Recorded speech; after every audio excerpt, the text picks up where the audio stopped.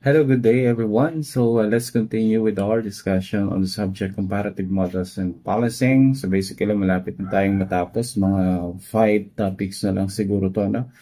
So for today's lecture, we're going to discuss about the Interpol. The Interpol, okay? So it's very apparent that when we are going to talk about comparative models and policing, we're going to discuss also the concept of Interpol. So what is all about the Interpol? Interpol is known as the International Criminal Police Organization. No? It is an international organization that facilitates the worldwide police cooperation and crime control. As you can see, right now we are dealing with transnational crime, international crime, and the like. No?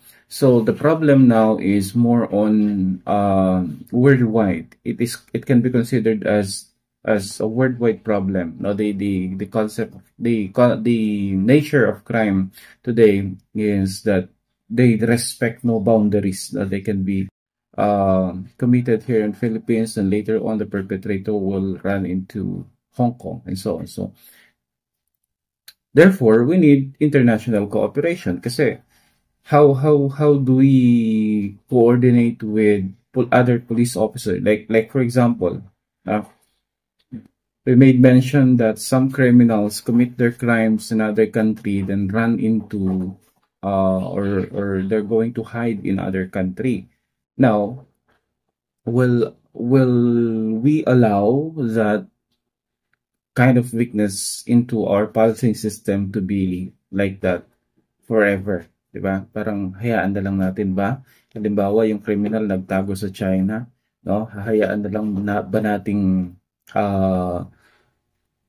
ganunin tayo or tumatakasan nila yung responsibility nila dito sa ating bansa without doing anything? Or so definitely we would say hindi. We need to serve justice despite that. Remember that the nature or the jurisdiction of all police officers or all police organization around the world is they are territorial.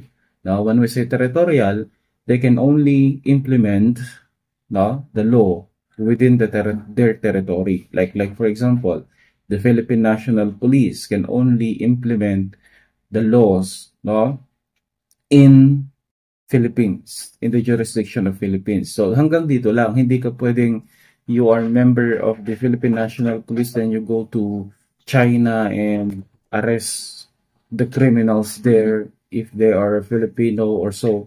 No? So hindi pwede yon kasi territorial ang nature ng law enforcement natin. So nagkakaroon tayo ngayon ng butas. No? Ano yung butas na yon? Kumbaga, pwede tayong takasan kasi as we made mention in the previous or past discussions, transportation is very napakabilis na at napakadali, di ba? It will not even take a day to go to China. It will not even take a couple of hours to go to China and the like, no? So mabilis na rin takasan. So anong gagawin natin, no? We need to seek the assistance of the different police agencies around the world, especially kung saan tumakbo yung hinahabol nating criminal. But the problem there is, we need to answer the question, who will communicate? Sino ba ang kukontak? Diba, sa law enforcement ng China, no? At sino ba ang dapat kausapin in China? No? Do we have a police officer that knows how to speak the local language of China? Diba? Yun yung isa pang problema. So this problem, are being solved by the Interpol. Ito yung sinusolve ng Interpol. Kaya nagtayo sila ng International Criminal Police Organization, for the purpose of initiating cooperation, and to the prevention of crime, to the prevention of international and transnational crime, So yan ang nagiging silbi ngayon ni Interpol kasi if we need to seek the assistance of other countries, we connect with the Interpol and Interpol will connect us to the concerned country. So siya kumbaga yung nagiging liaison. siya yung nagiging tulay natin para makausap natin yung mga law enforcement agencies na ibang bansa, no? So, isa Interpol na ang makipag-coordinate sa kanila, no? At siya na rin ang makipag-coordinate sa atin pabalik. Okay? Yun yung purpose ni Interpol. No? So, the headquarters of the Interpol is located in Lyon, France. No? Interpol is considered as the largest international police organization. Meron tayong 7 regional bureaus worldwide, and lahat ng member countries, no, meron tayong tinatawag na National Central Bureau. No? As of today, there are 196 member states of the Interpol. So, napakalawak niyan. No? Halos lahat, no? Halos lahat ng nasa West at Asian countries are member of the Interpol, no? Kasi meron din yung Europol sa European countries. So, 196 member state. Ganun din karami yung tinatawag nating National Central Bureau. The National Central Bureau serve as a coordinating agency, no, of our government, no, to the Interpol. Okay? So, the history of Interpol, no, it was first conceived during the first International Criminal Police Congress, that's in 1914, no, napakatagal na. Originally, 24 countries, no, yung nag-establish ng Interpol. Then, they officially founded the Interpol in 1923. No, the first name of the Interpol is the ICPC, or the International Criminal Police Commission. No, then after coming under the Nazi control in 1938, the agency was effectively moribund until the end of World War II, and the ICPC was adopted a new constitution, and the name Interpol was then used since 1946. So, just a little bit of history of the Interpol. The purpose, we made mention of this already. Para saan ba ang Interpol? It provides investigative support, expertise, and training to law enforcement worldwide, focusing on 3 major areas of transnational crime. Yung crime focus ng Interpol is we have terrorism, cybercrime, and organized crime. We need to remember that the Interpol is not really, or do not possess the police power. No? Wala silang police power. That means that they cannot arrest a person, they cannot punish or prosecute a person. No, they don't have the police power. They are a coordinating agency. No, they coordinate only. So wala po yung common concept natin na pag ikaw ay Interpol, no, pwede kang manghuli, no, ng kriminal kahit saan silang bansa, pwede mo silang sundan, hulihin doon. No, hindi po ganun yung trabaho ng Interpol. No, they just coordinate. If you can remember what happened during the arrest of former President Rodrigo Duterte, no, the Interpol was involved there. No, ang pumunta dito sa atin at nakipag-coordinate for the arrest of the former president was the Interpol. So, hindi naman Interpol ang nanghuli sa kanila, no, kasi they don't have the police power.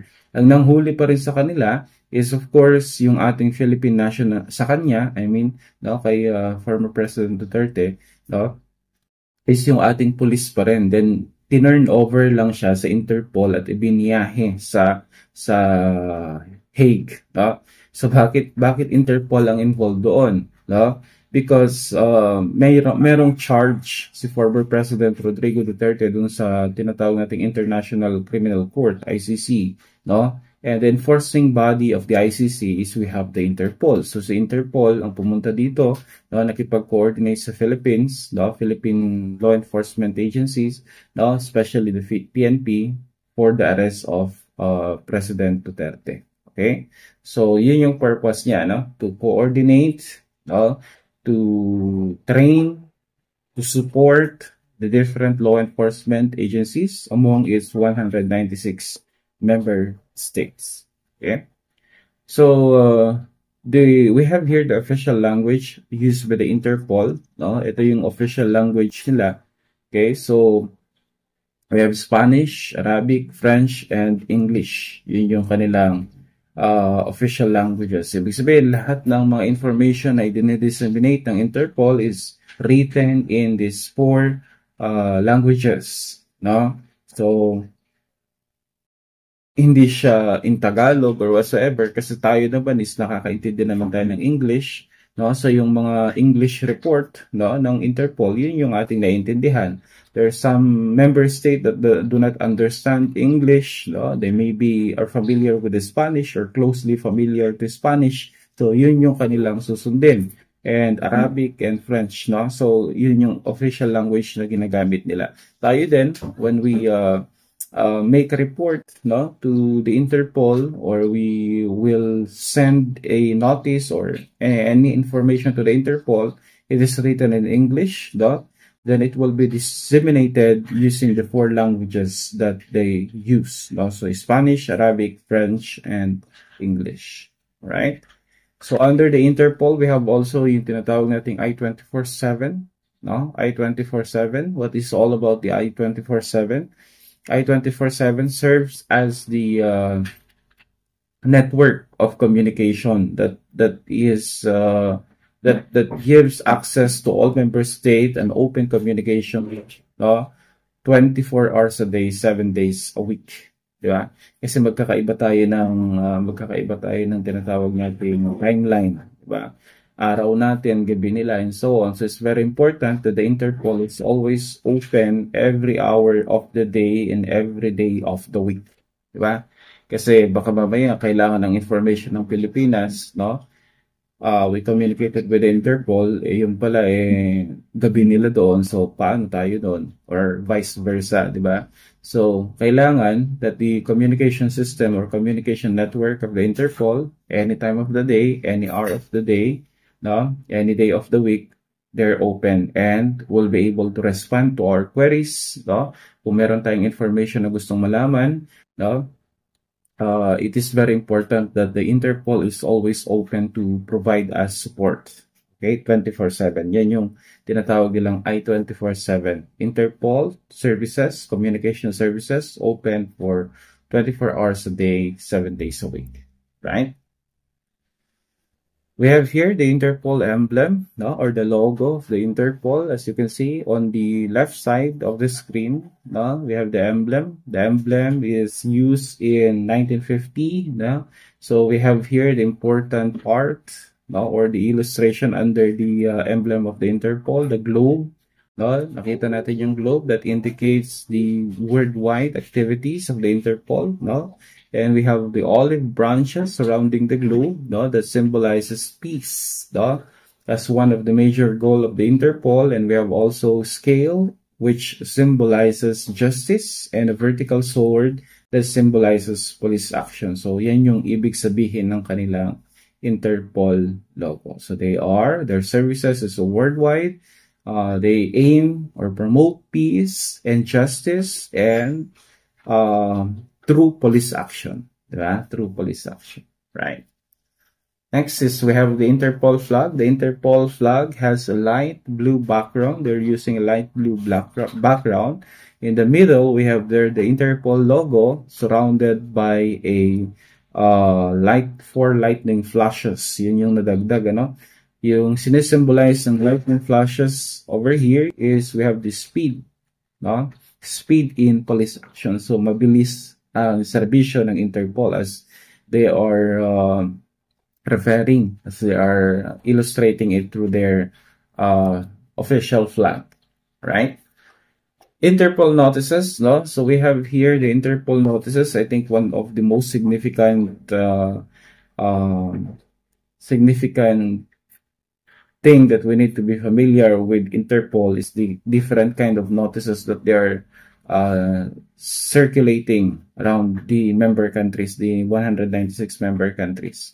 So the Interpol notices usually give or provide alerts, no, to the different member countries, or a communication, no, to the different member countries. So meron tayong how many? 1, 2, 3, 4, 5, 6, and 7, 8. I think 8 notices with different colors. Each of them have different meanings, no?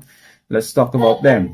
So we have here red notices. They issue red notices if they're informing the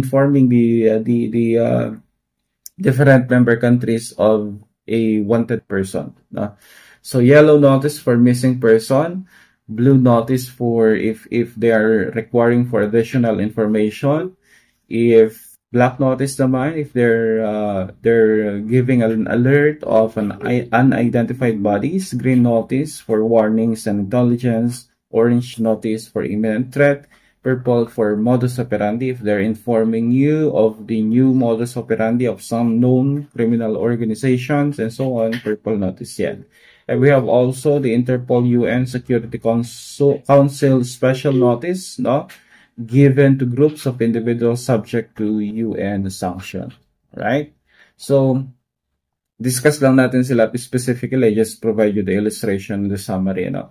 Yung red notice natin, issued to seek the location and arrest of a person wanted for the prosecution or to serve a sentence, no? Like what they did to former President Rodrigo Duterte. The Interpol issued a red notice and the PNP needs to comply because they are a member state, no? So, ang red notice na yun, ibig sabihin, they're requiring the arrest of one person, specifically former President Rodrigo Duterte, no?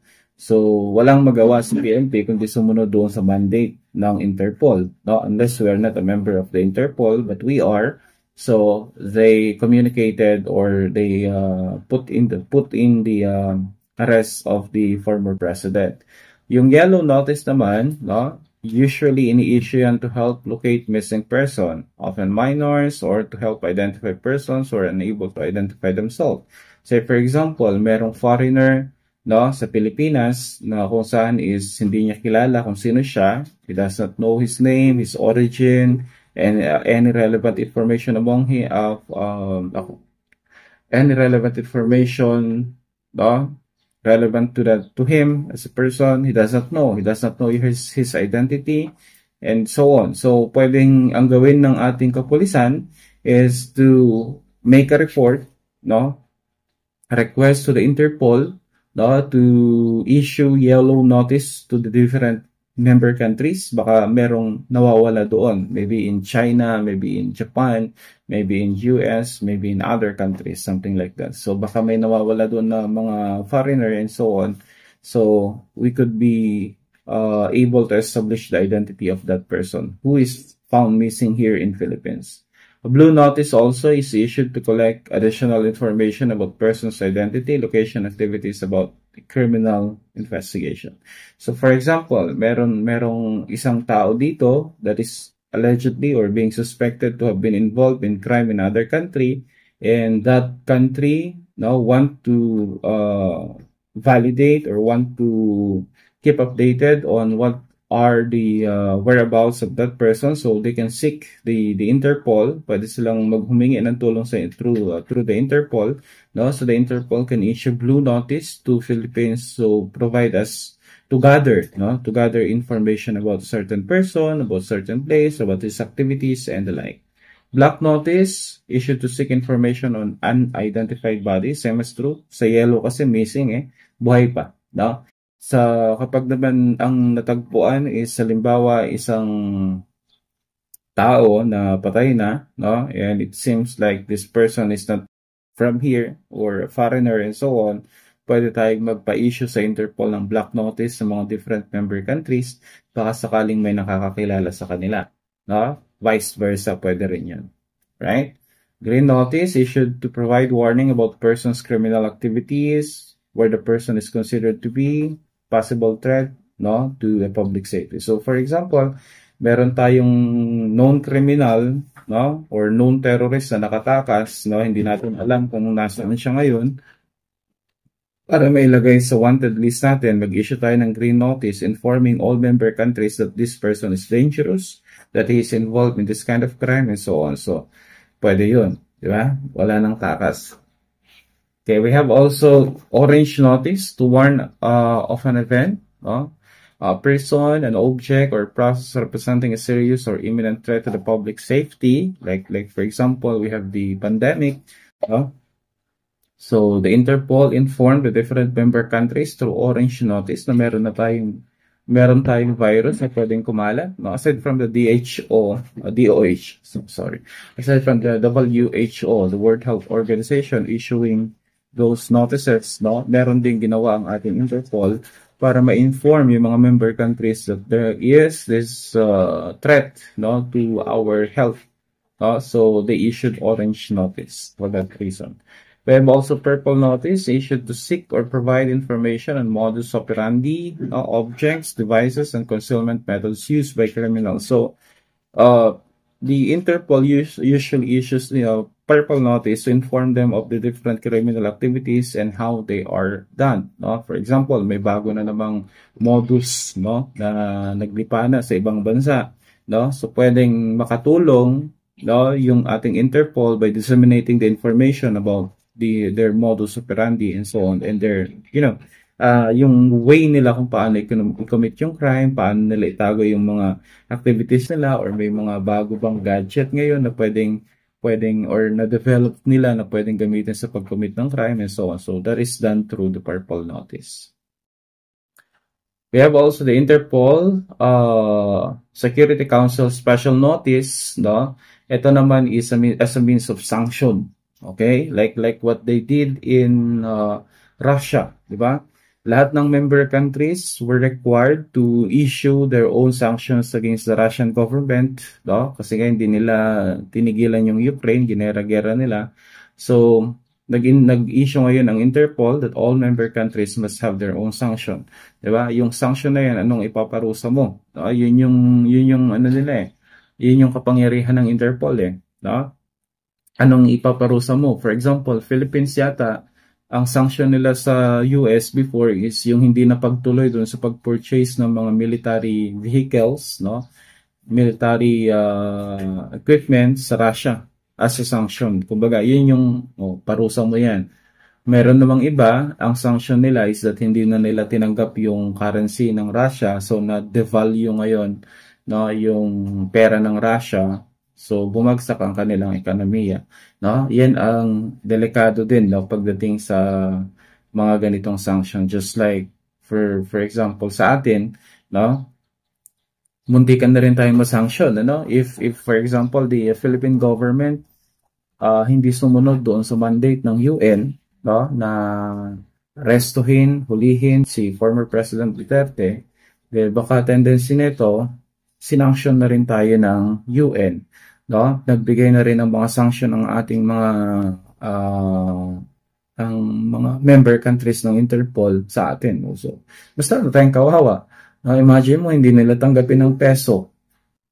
Pwedeng yun yung sanction nila eh. So, ano pang silbi ng peso natin? Mawawalan siya ng value. Di ba?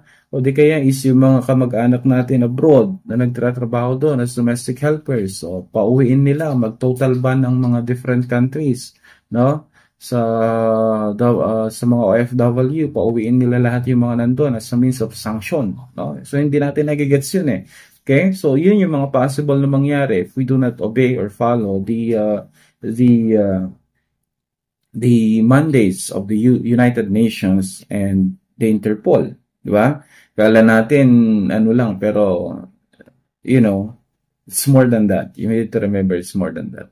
Okay? Munti ka na talaga tayong na-sanction because of that. Alright?